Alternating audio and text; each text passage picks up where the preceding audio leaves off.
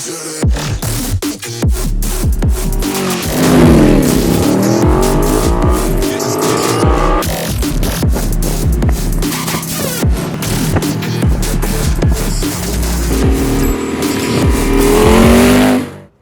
as promised, it's now time for the real world test of these Panigale siblings, and we have got the Panigale V2 as well as the V4 out on public roads today.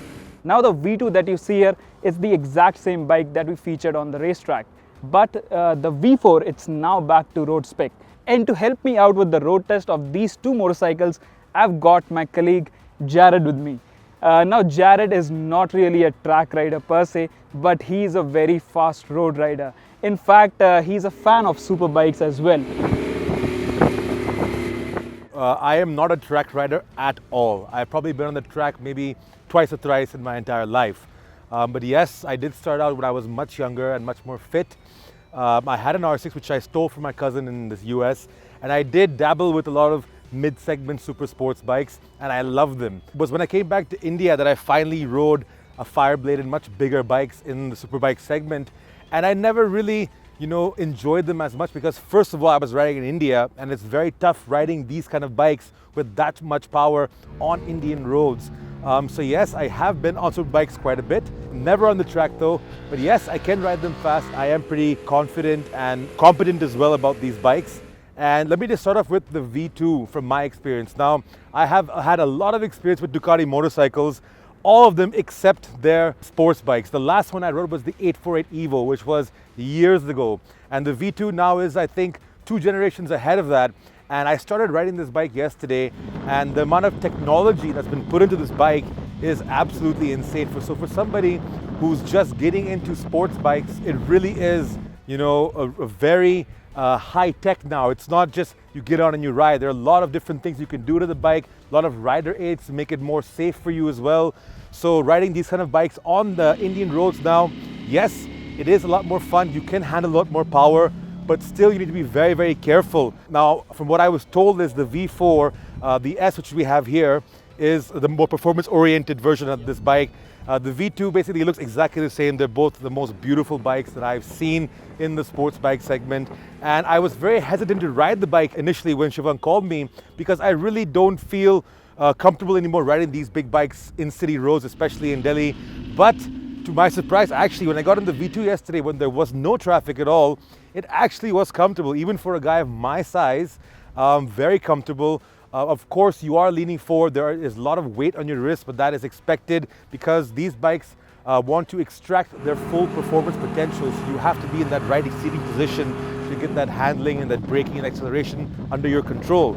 So yeah, of course, I was very, very impressed with the V2 in the way that, it's very accessible for a lot of people who are just getting into big bikes or even getting back into super sports bikes. And by the way, this Ducati Panigale V4 is the most powerful bike that I've ever ridden.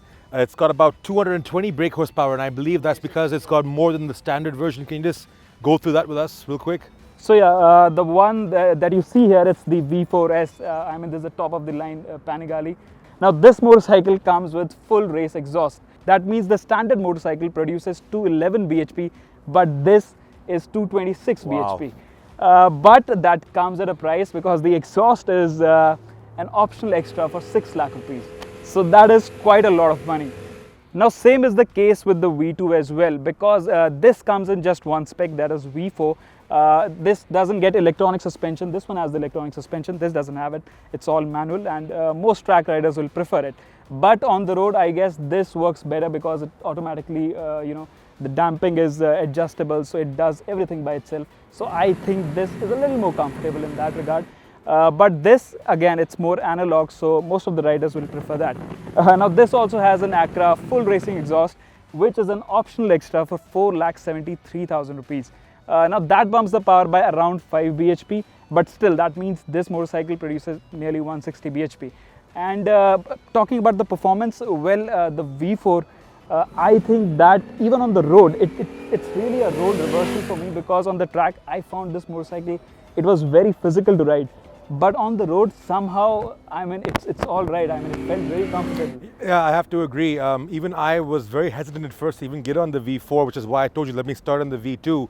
But when we switched today I found them both equally easy to ride on the road, especially when there's no traffic, when the conditions are great, when you're not in stop and go situations, and when the weather's nice. These bikes are actually very manageable, surprisingly. Even though it's got 226 brake horsepower, which is like ridiculous.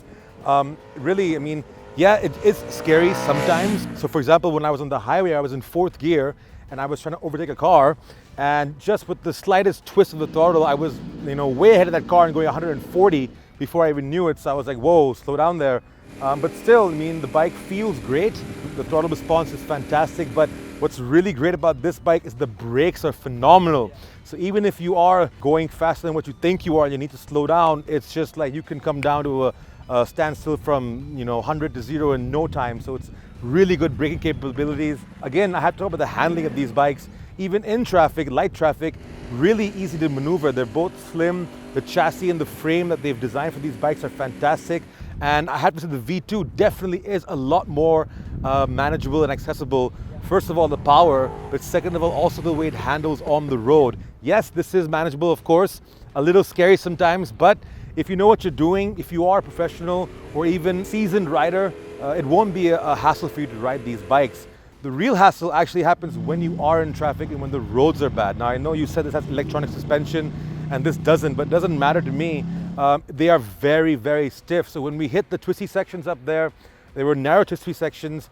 And of course, you don't have that much confidence for sure. If you're on a racetrack, I'm sure there's much wider runoff areas for you to really push the bike. But when you're on narrower roads, you really are very careful. I don't want to lean too much. Also, I'm just getting back into the seating position. But, for me personally, instead of these super sports bikes, I actually preferred sports tours like the ZX14R or the BMW K1300. Those bikes appeal to me more because the seating position is just a lot more relaxed. My wrist is actually hurting because we've been riding the bikes all day now. It's been about 4 hours of riding these bikes. So even when it comes to owning these bikes, I mean, how often are you going to ride these bikes on the road? Now, I totally agree with Jared because I think these bikes you can't really use all that power. But the main difference between the V4 and the V2, let's say, I was riding that motorcycle yesterday in traffic. When we took these bikes from the showroom, we rode it back. So out on the open roads, I mean, of course, you can't make out the difference between both the bikes apart from the power output that is and the performance. But in traffic, I mean, this, you can't really use that power because the throttle is really, I mean, it's very snatchy. The moment you open it, it just goes. So in traffic, the clutch and everything, you can't really work that out. And it feels like you're sitting on top of an oven or something because it was really hot riding these motorcycles. Now, if you ride in the city at all, and if you're going to use the motorcycles primarily in the city or for weekend rides, I still think the V2 makes a little more sense because as soon as I jumped from the V4 and onto the V2, I immediately felt that it's the V4 you can only use probably 30% of the power out on public roads.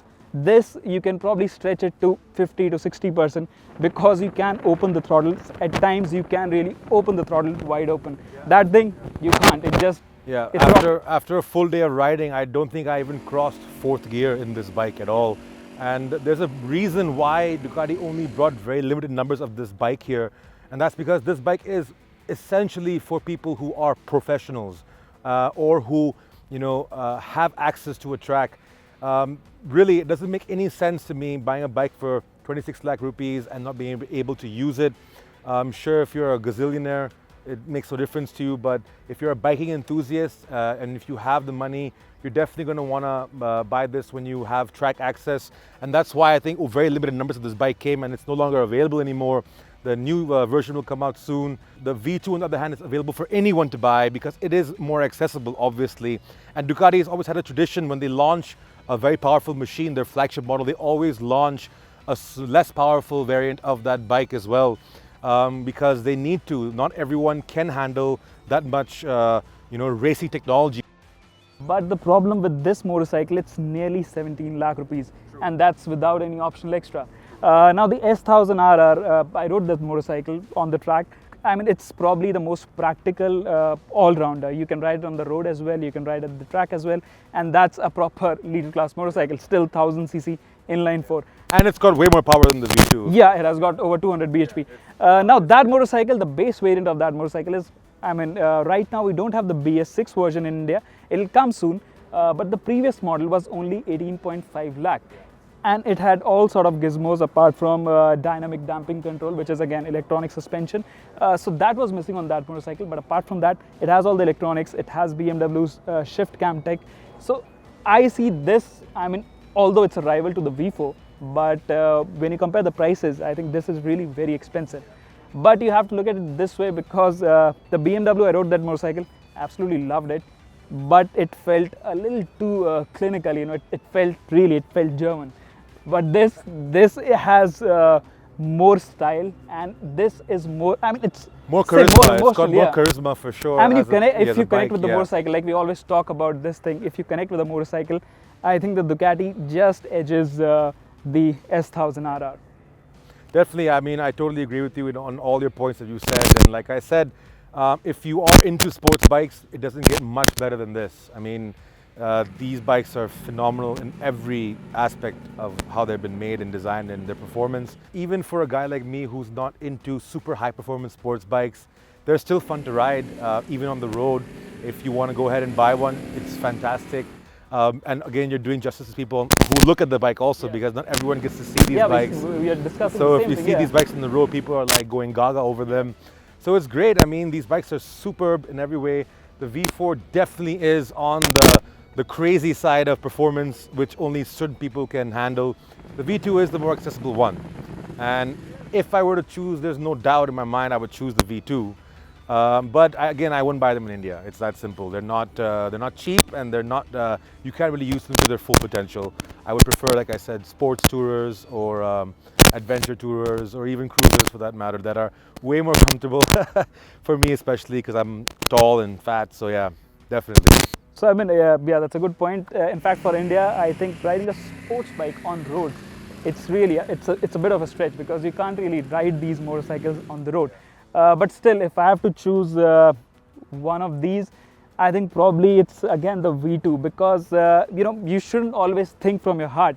If you're going to think from your heart, this is the motorcycle. Power, performance, it is really a crazy motorcycle, so you love it for the madness. I don't know, I think my heart even goes with the V2 as well. It looks exactly the same. But that engine, the V4 engine, that feels a little more. It's like a friend of yours who's on steroids. That's what it's like, and this is like your friend who's just normal. But yeah, it's not just.